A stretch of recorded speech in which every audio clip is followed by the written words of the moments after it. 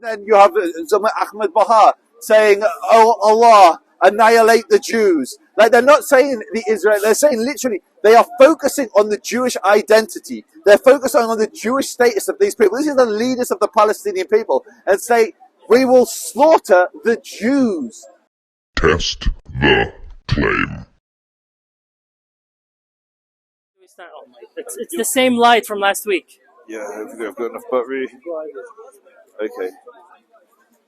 Yes. So you said there was a genocide? Yes, there is a genocide. Okay, what does genocide mean? It's as defined in the what do you call it? Genocide Convention. Yeah, 1951. Yeah, and intend to destroy people in pardon whole by committing certain acts. Perfect. So the Palestinians, the Arabs. The Palestinians. Yeah. How many Arabs live in Israel today as Israeli citizens with full equality? 2 million. Well, Yeah. I don't know about full equality, but 2 We million. had that debate last week, but yeah, we don't need to go there. Well, okay. So there's 2 million Arabs, yeah? Yes. Does Israel have any desire to genocide them? I don't know. Oh, no. They're citizens. They're in the government. They're in the judiciary. Let's not be disingenuous. No, I seriously don't know. You don't know. So they're literally sitting in the Supreme Court. Uh-huh. They're sitting in the government, and you think that Israel wants to genocide them? I didn't say that. I said I don't know. Oh, you don't know? Okay. Yeah. Okay, fine. Okay. Israel does not want a genocide. The 2 million Arabs that live within Israel, it grants them complete equality. We had this debate already, so we don't have to rehash it. But there's how many Arabs in the West Bank? I don't know. I know that combined it's like 7 or 5 million. So they say, yeah. So they say, depending who you trust, 2 to 4 million Arabs in the West Bank. Fine. 2 million in Gaza. Israel has the population of Gaza. Yeah. 10 years ago, 20 years ago, well, basically half of the population of Gaza today is under 18. Yeah. Mm-hmm. So the population has almost doubled. Okay. And people since the 70s have been saying that Israel is trying to genocide the Palestinians. This is not a new argument. Yet the population is so young because it keeps growing.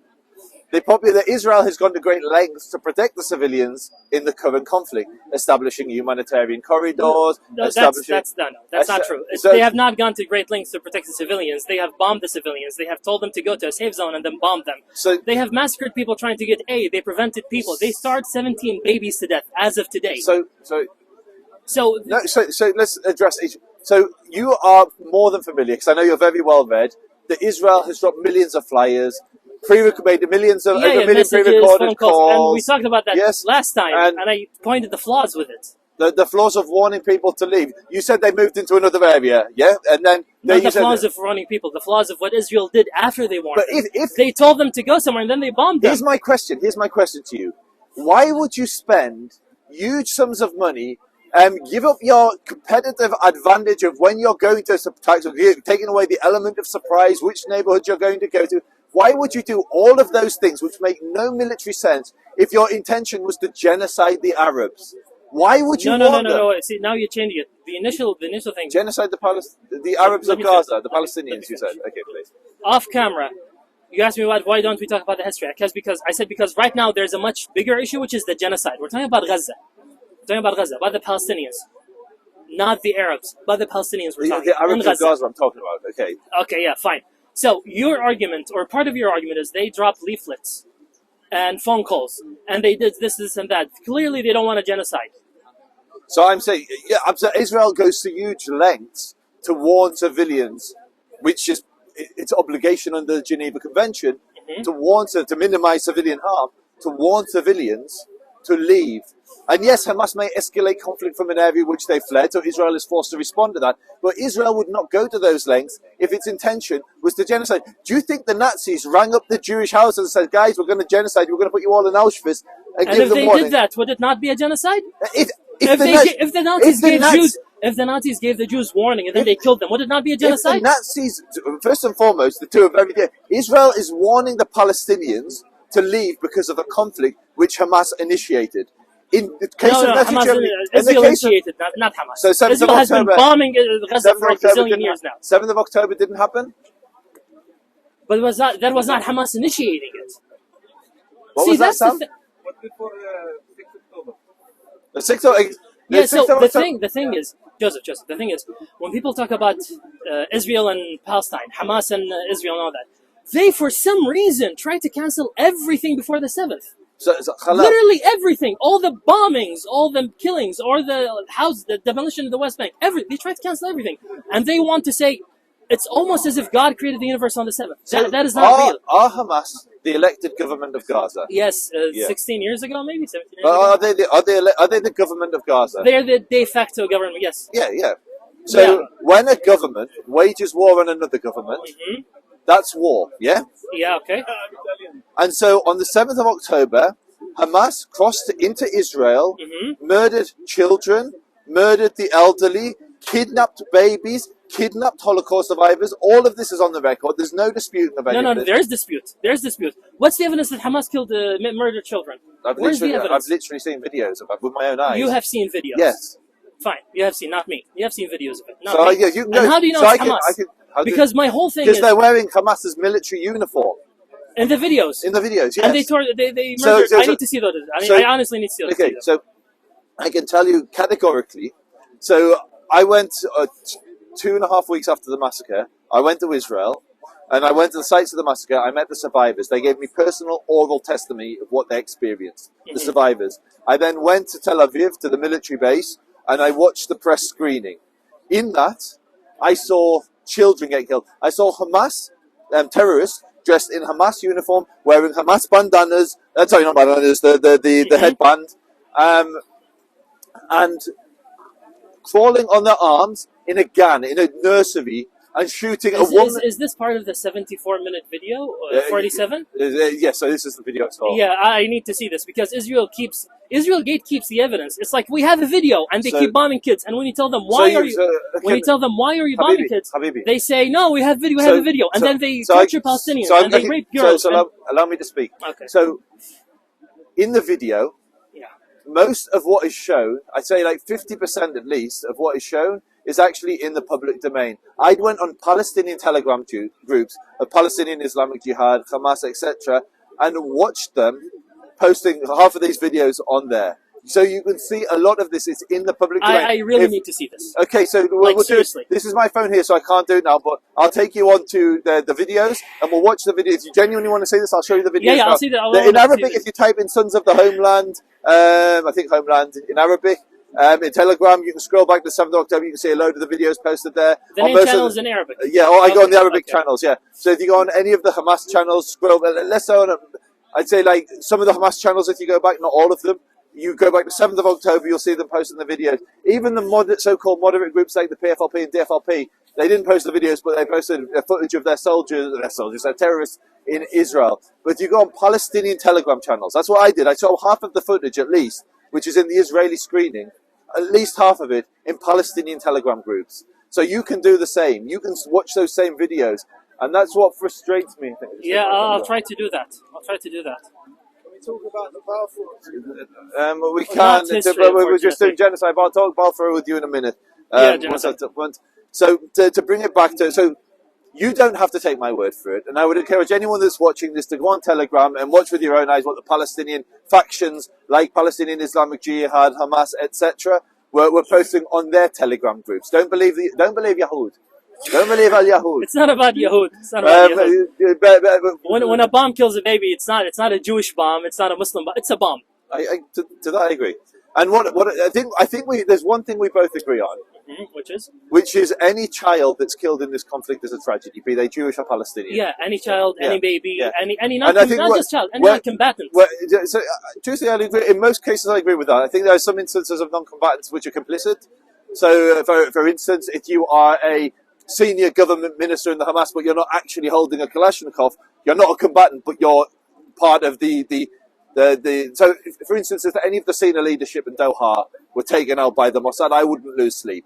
I see them in complicit, even if they may not have been the ones that pulled the trigger or are pulling triggers. So anyone associated with Hamas has to be bombed? No, not associated, not at all. If you're a road sweeper that works for the Hamas government, no, absolutely, it's a tragedy if you're killed. So if you're the head of Hamas, you have to be bombed? No, if you are part... In the same way, we had the same policy with the Nazis. It wasn't just the Nazis who were pulling triggers that were prosecuted under the Nuremberg laws. Yeah, sure. And the way to handle that is not to bomb babies just because this one guy this is where we disagree. So where we disagree is I blame Hamas for every child that's killed because Hamas hides behind them. You blame Israel because Israel's the one that's pulling the trigger or pressing the button on that bomb. So we're both seeing the reality, the tragedy of a child being killed. But I'm saying it's the cowardly dog that puts their bunker beneath a child. That's who I blame, and you blame the other way around. You blame Israel because it's bombed. Yeah, but where's the evidence that this cowardly dog put the bunker beneath the child? Where's the evidence of that? Again, I'll show you a million videos of the footage. Like, there's so many. Literally every day, Israel is releasing footage of the tunnels under civilian infrastructure. Yeah, Israel, the same source that kept lying to us. They've built 500 kilometers of tunnels under Gaza. The same source that kept lying to us. According to you. How about Daniel Hagar when he said there's a list? Was that not a lie? Which list, sorry? Have you not seen the video? Well, it depends what you're talking he about. pointed to a list and he said this contains the names of terrorists. It's not the names of terrorists. Was that the calendar thing? Yeah. Was that a lie? So was that Hagar? I can't remember who that was. Yeah, okay, well, Daniel. My point is, I don't trust them. It's not that I don't trust them because Can I say something to that? Like, that is a person saying something utterly stupid. The idea. Hear me out. Like, there's a huge population in Israel, including Jews that speak Arabic. Mm-hmm. Like, to think that someone's not going to be able to read a calendar is such I can't believe how dumb. If that is what it is, I don't think that's how it was presented from memory. My recollection of it was to say this was a login of when they log in, which is he specifically said this. So I think he misspoke. He said this contains the names of terrorists. So he explicitly said that, and I think he misspoke because to think that would be Israel's strategy. Israel, with the Mossad and all their military expertise. My point is, the reason I don't trust Israel is not because I don't like them. It's because they have a history of lying. That's why I don't trust them. And I think I gave you some evidence of that. So we had this debate last week. Yeah. So that's why I don't trust them. It's not that I say, well, these guys are bad, therefore I don't trust them. No, I have to have evidence. For example. So let's just come back to what we're... genocide. The genocide, but also what Hamas were doing. So my question to you is, and I find this staggering, like when I speak to people like yourself, you're an Arabic speaker, yeah? Mm-hmm. I'm on Palestinian Telegram, yeah? I read what the Palestinians post in their video. And what blows my mind is when I bump into when I bump into Muslims in the West who are Arabic speakers who haven't seen this. Like, have you ever been on Palestinian Telegram? No, just news channels. So this is my thing. If you don't trust Israeli news, what I would say, I would recommend you don't trust Al Jazeera. You don't trust. I don't know whether it's Quds News, whether it's. It's not arbitrary. Again, it's not. It's based on precedent. Go to the horse's mouth. You speak Arabic. You can go to their Telegram and read what they're actually saying and posting themselves. You don't have to rely on a journalist who's got an agenda, who probably has very little knowledge on the conflict. Most journalists have surface. You're actually relatively well informed. I think you're more informed than many of the journalists who write on this. Genuinely, I'm saying this. I spoke to you, and I speak to many journalists, and you actually have a knowledge of the history. I disagree with your history. I disagree with your conclusions, but you're well read. You go to reports, you read reports from B'Tselem, you read reports from Amnesty International, you read reports from the United Nations. You're not an ignoramus. And so I'm saying someone like you should, in the pursuit of truth, go and see what they're posting in their group. So I hope you take me up on this. I hope you go and check out what they post on their Telegram channels. For the purpose of this discussion, because we're talking about a genocide, I will concede that Hamas not only killed, how many people were killed on the 7th? 1,200? Between 12 and 13. I will say that all these 1,200 were babies. Just make sure I'm still recording. Again? I am willing to concede that all those 1,200 are babies. I'll concede that. I mean, they weren't, but that's a weird... Because I want to show you that no matter what happened on the 7th, it still does not justify a genocide. Even if those 1,200 people were actually babies, they were not, but even if... Let's just say, so we both agree, I think we both agree, and you're willing to concede that there were some atrocities that Hamas committed on the 7th. I am willing to concede that, yes. Yep. Yeah. Mass atrocities. And I think we would both agree that the level of devastation on the Palestinian side is much greater. I think where we're disagreeing is who is ultimately responsible for the devastation that's been inflicted on Gaza, which it has. I think Israel. I'll tell you why. Because people keep talking about Hamas and Hamas and Hamas. What they fail to mention is that Hamas has no presence in the West Bank. Hamas did not exist until 1987. So what happened before 1987? What was going on in 1986? Well, literally 1 day after the 6-day war, Israel started maybe not 1 day. The same year, Israel started building settlements, expanding, taking more land. So all this happened. No Hamas. I mean, we can go back to history, and I prefer talking about history because that's where my strongest. Because I'm trying to isolate this justification. You say this happened because of Hamas, and the problem is Hamas. I'm telling you, look, we can go to areas in space and time in which Hamas did not exist, and the same things happen. On this we agree. I believe the reason we're in this conflict today is not because of Hamas. I believe it's because the Palestinians, and until very recently, most of the Arab world that is beginning to change, wants to see the end of Israel as a Jewish state. No. The end of Israel as an apartheid thing. Yeah, no, as a Jewish state, oppressing the Palestinians. As a Jewish state. No, not necessarily as a Jewish state. Sorry, so it doesn't matter because the problem here is not the identity of the state; it's about the oppression. 100% is. Israel is the only non-Muslim state in the entire Middle East. Hold on. So, your view of this is the Palestinians are against Israel because Israel is Jewish? They are against the Arab world. I'm talking about the Palestinians. No, the Palestinians included. The narrative amongst the Palestinians, the common narrative, as I'm sure you know, is that in 1948 the Jews stole our land. That's your belief. Again. Wait, my question.